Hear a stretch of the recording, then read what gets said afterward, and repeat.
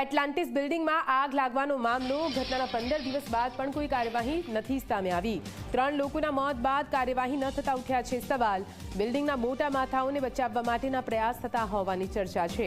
Fire NOC નહોતી તો હજુ કેમ કાર્યવાહી નથી થઈ તે સવાલ ઉઠી રહ્યો છે।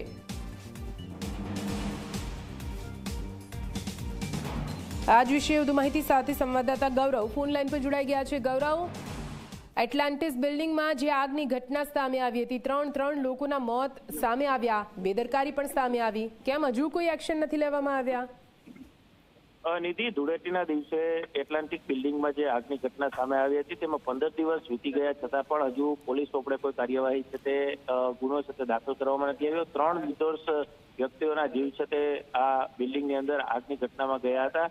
એટલું જ નહીં, સાથે સાથે એટલાન્ટિક બિલ્ડિંગમાં મોટાભાગના જે લોકો રહે છે તે હાઈ પ્રોફાઇલ લોકો રહે છે ને તેને કારણે આ કોઈ કાર્યવાહી કરવામાં નથી આવી તે પ્રકારની સવાલો છે તે ઉઠી રહ્યા છે। 10 વર્ષથી ફાયર એનઓસી છે તે રિન્યુ છે તે કરવામાં નથી આવતી। સાથે જ આ ઘટના જે બની છે ત્યારે ખાસ કરીને જે જવાબદાર વ્યક્તિ હોય છે તેમની સામે પગલાઓ છે તે લેવામાં આવતા હોય છે, પરંતુ ક્યાંક આઈએએસ આઈપીએસ ની બદલીઓ ટીઆરપી ગેમ ઝોન વખતે કરવામાં આવી હતી, પરંતુ 3 વ્યક્તિઓના મોત થતાં પણ હજુ સુધી આ બિલ્ડિંગની અંદર એક પણ જાતની કાર્યવાહી છે તે કરવામાં નથી આવી।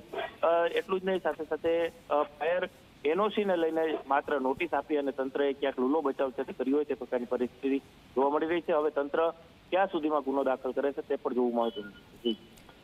બિલકુલથી આભાર પૂરી માહિતી માટે।